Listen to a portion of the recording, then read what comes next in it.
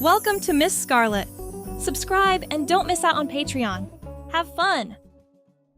The relentless rain transformed the familiar street into a blur of darkness, an endless cascade obscuring everything in its path. Inside the vehicle, the driver strained to penetrate the storm's veil, their tense posture evident in the taut fabric across their frame. "Almost there," they urged, more as a mantra against the worsening conditions than a genuine estimate. As if taunting their optimism, the traffic light ahead flashed yellow, demanding a split-second decision. The initial response was to decelerate, but the wet road betrayed the car's grip. Time elongated as the vehicle careened out of control, marking its loss of traction with a terrified symphony of squeals. A flash of headlights from the right, the sickening crunch of metal meeting metal. The world tilted, then went black. Consciousness returned in fragments. Fluorescent lights, antiseptic smell, beeping machines. "Sir, can you hear me?" A woman's voice, professional but kind. Eyes fluttered open to see a nurse in blue scrubs checking vitals on a monitor. "You've been in an accident. You're at Mercy General. Can you tell me your name?" Dry lips parted. Wesley Harmon." "Good, Mr. Harmon. The doctor will be with you shortly. You've got some bruising and a mild concussion, but nothing appears to be broken. We need to get you into a gown for a more thorough examination." Wesley's mind cleared instantly, panic replacing the fog of confusion. "No, I'm fine. Really, I should go." The nurse placed a gentle but firm hand on his shoulder. "Standard procedure, Mr. Harmon. We need to check for any injuries you might not be aware of. My colleague will help you change." Another nurse entered, a young man with a friendly smile and a hospital gown draped over his arm. "Let's get you comfortable, sir." Wesley's heart pounded as they began to help him out of his clothes. The navy suit jacket came off first, revealing a white button-down shirt underneath. As the younger nurse unbuttoned it, Wesley closed his eyes, knowing what was coming. "Oh." The nurse paused, professionalism hiding any surprise as the shirt opened to reveal a delicate pink lace bra. Wesley kept his eyes shut tight, face burning with shame. "Mr. Harmon, we need to remove your pants to check for injuries," the first nurse explained, her voice maintaining its clinical tone. The belt unbuckled, the zipper lowered, and soon Wesley's matching pink lace panties were exposed beneath his conservative business slacks. Neither nurse commented as they helped him into the hospital gown, but Wesley could feel their questions hanging in the air. When they left, promising the doctor would arrive soon, he stared at the ceiling, wondering how his carefully compartmentalized life had just collapsed around him. Dr. Renee Miller entered 20 minutes later, clipboard in hand, her salt and pepper hair pulled back in a neat bun. "Mr. Harmon, I'm Dr. Miller. You've got a mild concussion and some contusions, but overall you're quite fortunate. We'd like to keep you overnight for observation." Her eyes met his with compassion rather than judgment. "The nurses made note of your undergarments. Is there anything you'd like to discuss that might be relevant to your medical care?" Wesley swallowed hard. For years, decades even, he had kept this part of himself locked away, only letting it out in the safety of his own home. Now, trapped in a hospital bed, his secret exposed, he made a decision. I've been cross-dressing since college," he admitted, voice barely above a whisper. "Nobody knows. Not my colleagues, not my friends. Nobody." Dr. Miller nodded, making a note on her clipboard. "Mr. Harmon, many people express their gender identity in ways that might not align with societal expectations. This is nothing to be ashamed of, but I understand your concern. She paused. We have resources that might help you process these feelings, if you're interested. Wesley stared at his hands. I've never talked about this with anyone. Would you like to? We have a therapist on staff who specializes in gender identity, or I could connect you with support groups in the area. The word support hit Wesley like a revelation. All these years of hiding, of shame, of secrecy, the idea that there might be understanding, even acceptance, had never seemed possible. Maybe.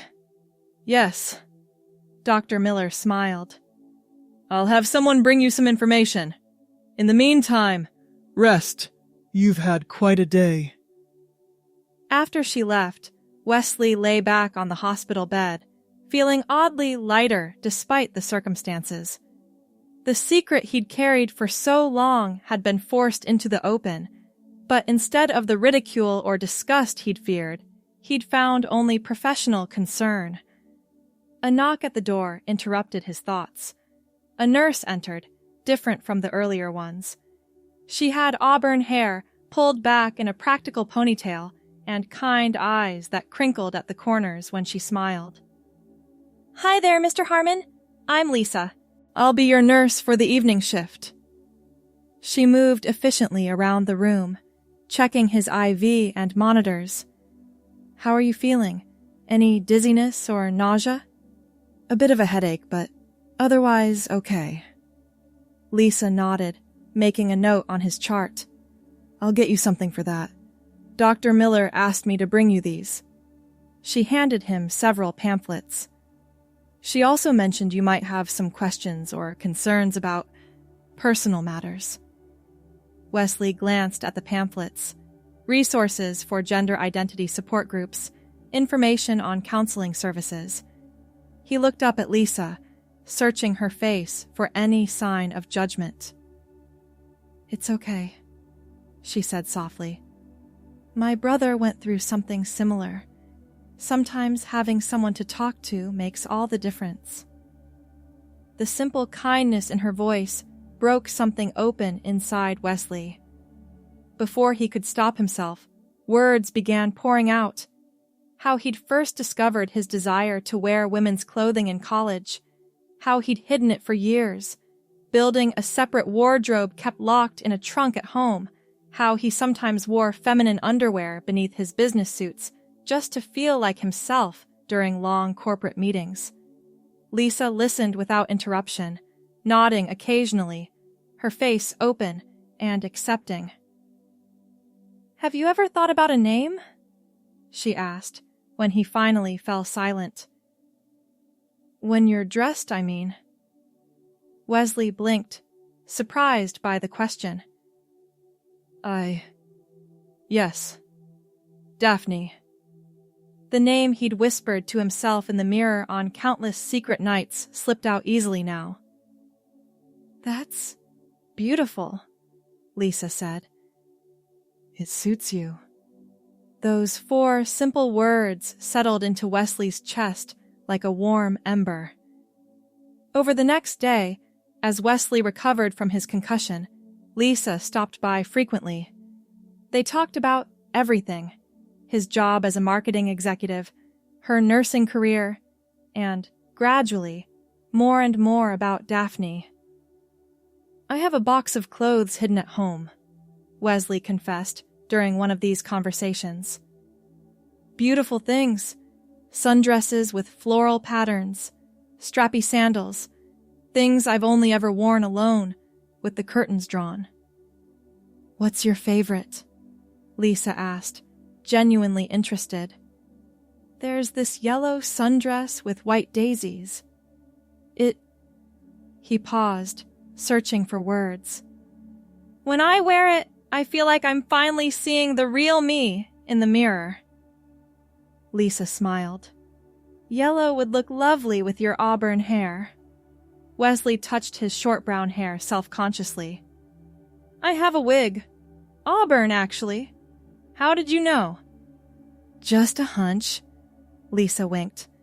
I think auburn suits the name Daphne. By the time Wesley was discharged, something fundamental had shifted.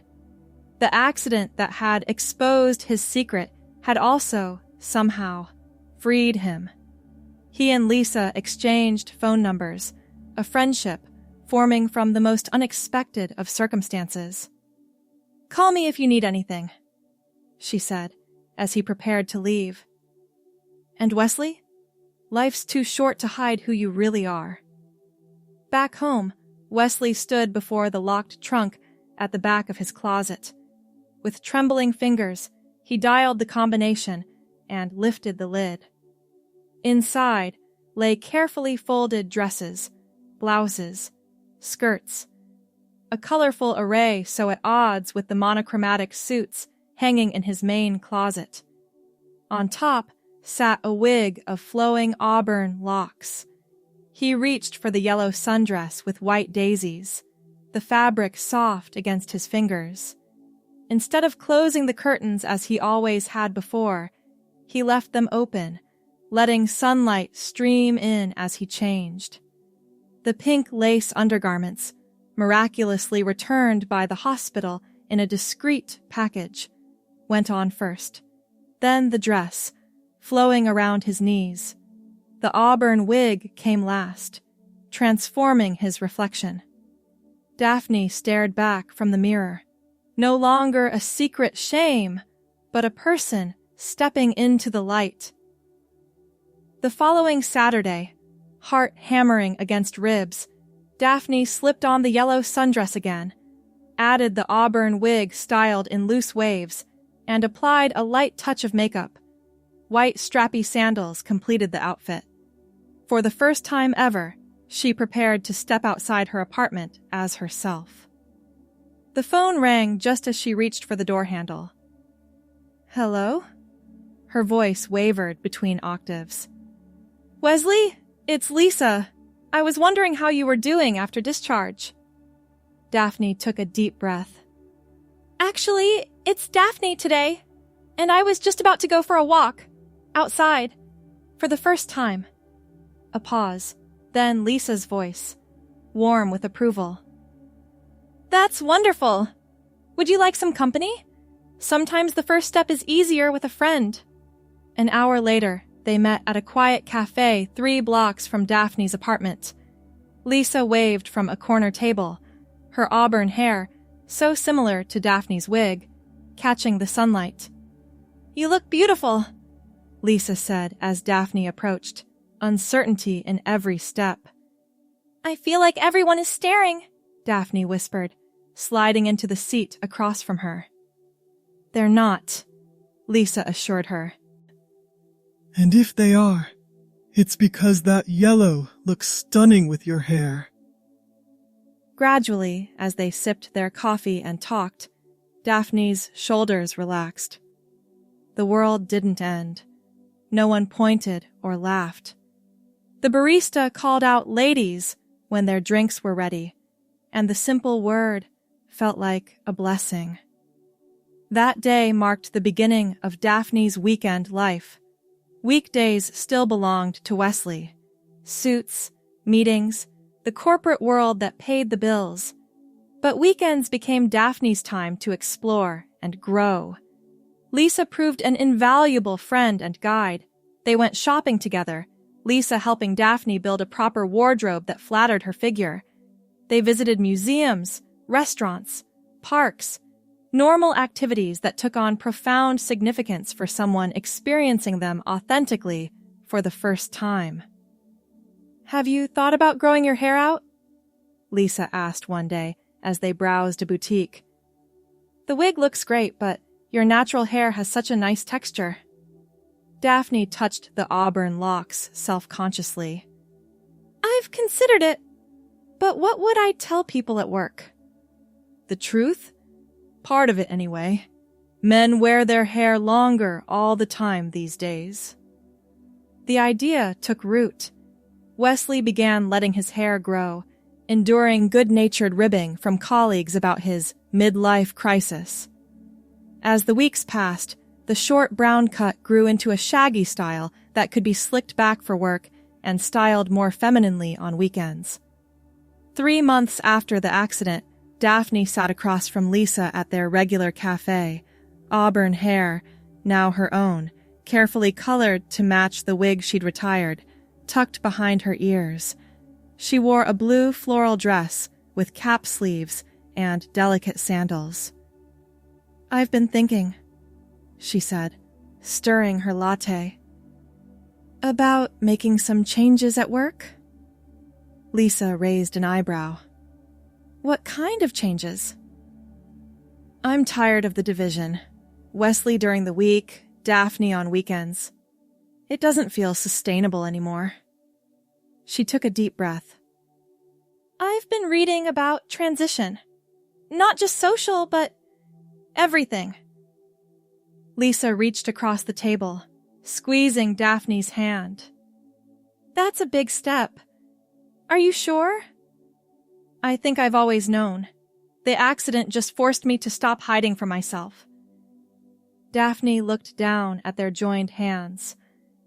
"I'm terrified. I could lose my job, my friends." "You could. But you could also gain a whole authentic life."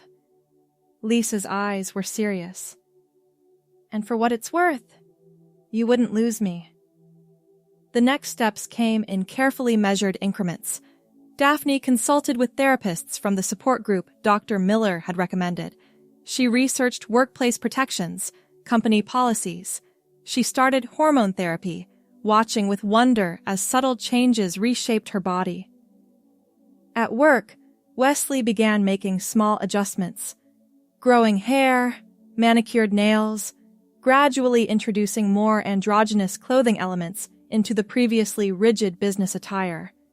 There were whispers, of course, but also surprising moments of support.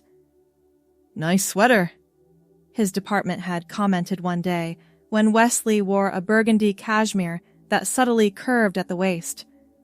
"That color works for you." 6 months after the accident, Daphne sat down with HR to discuss her transition plan. The meeting, anticipated with dread for weeks, proved anticlimactic. "We have protocols in place," the HR director assured her. "We'll work with you on timing, communication to the team, and any accommodations you might need."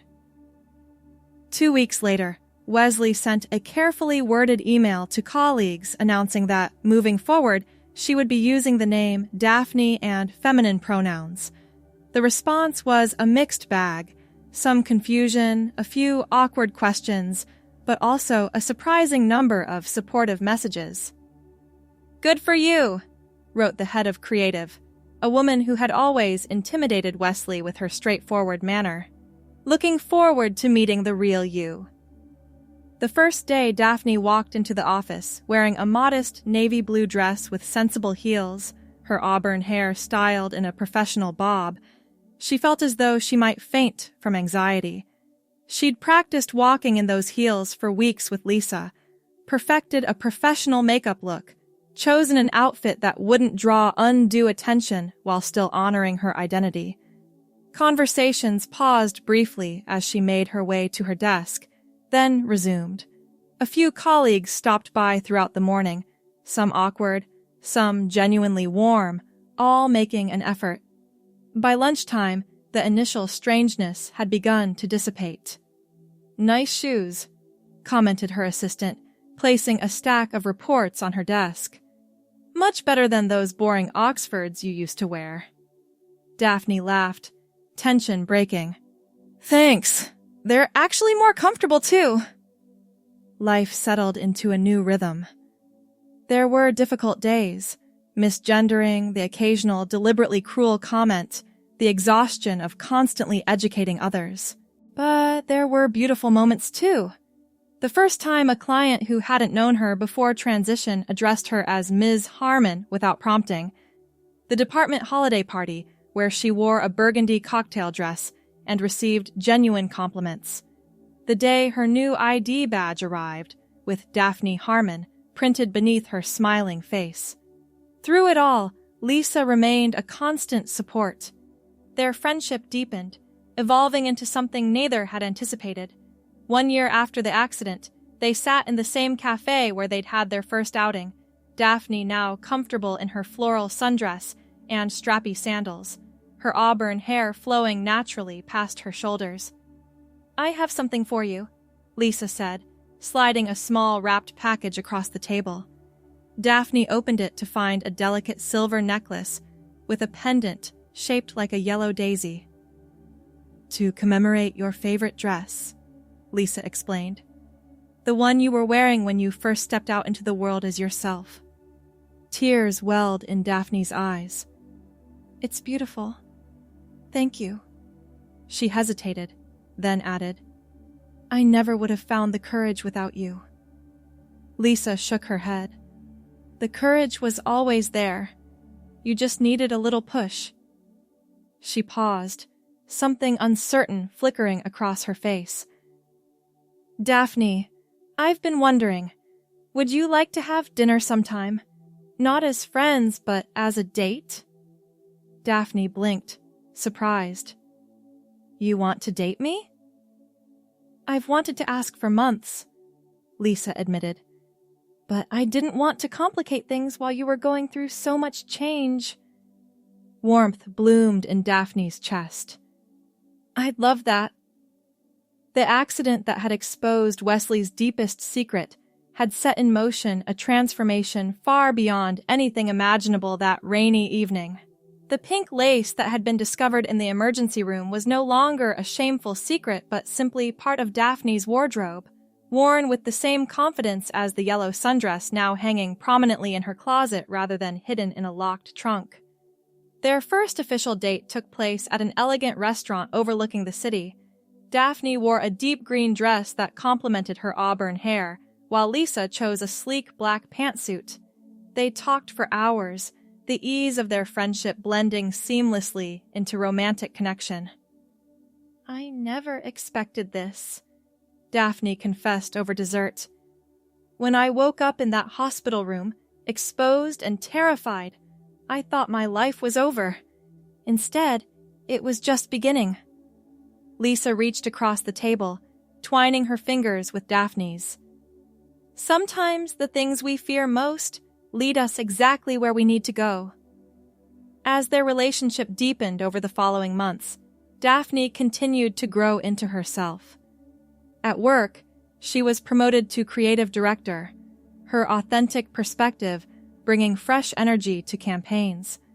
She became more involved with the support group that had helped her, eventually speaking at events to share her journey.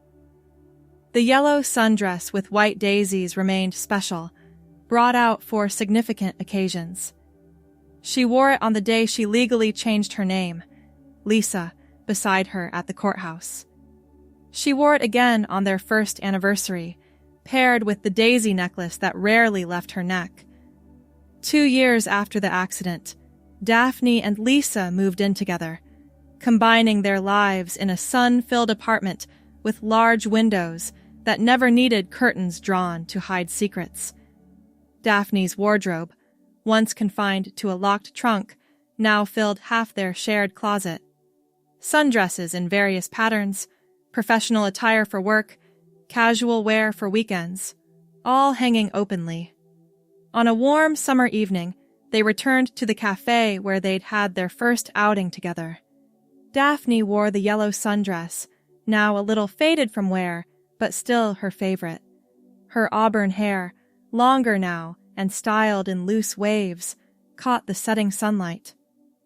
"Remember how scared I was that first day?" Daphne asked, sipping her latte. "I was convinced everyone was staring, judging." Lisa smiled. "And now look at you, confident, successful, beautiful." "Because of you." "No." Lisa shook her head firmly. "Because of you. You found the courage to become yourself, Daphne. I just had the privilege of watching it happen." As twilight settled over the city, they walked hand in hand through the park where they'd spent so many weekend afternoons. Near the fountain at its center, Lisa suddenly stopped, turning to face Daphne. "I have something to ask you," she said, reaching into her pocket. Daphne's breath caught as Lisa knelt down, opening a small velvet box to reveal a ring set with tiny diamonds surrounding a yellow stone. "Daphne Harmon, watching you become yourself has been the most beautiful thing I've ever witnessed.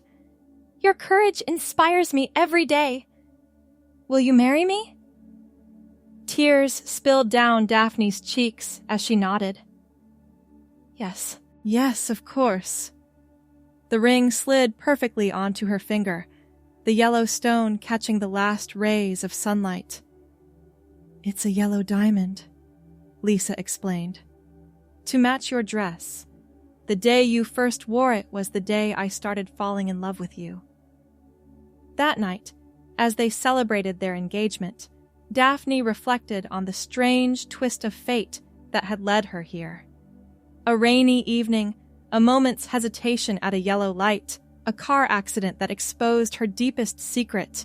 These random events had somehow created the path to her authentic self. Their wedding took place the following spring in a garden filled with daisies. Daphne wore an elegant white gown with delicate lace details, her auburn hair crowned with a circlet of fresh flowers.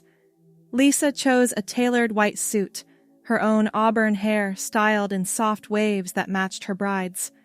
Dr. Miller attended as a special guest, the woman whose compassion had started Daphne on her journey.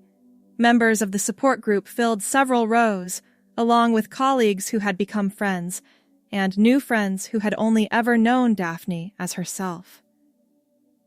"I never imagined this day," Daphne said in her vows, voice steady and sure. "I spent so many years hiding, afraid to be seen.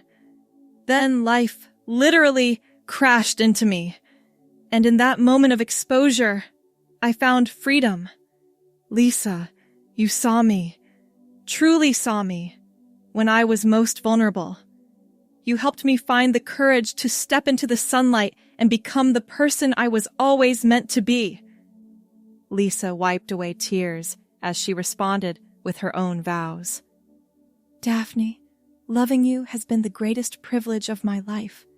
Your courage, your authenticity, your beautiful heart, these are the things I fell in love with.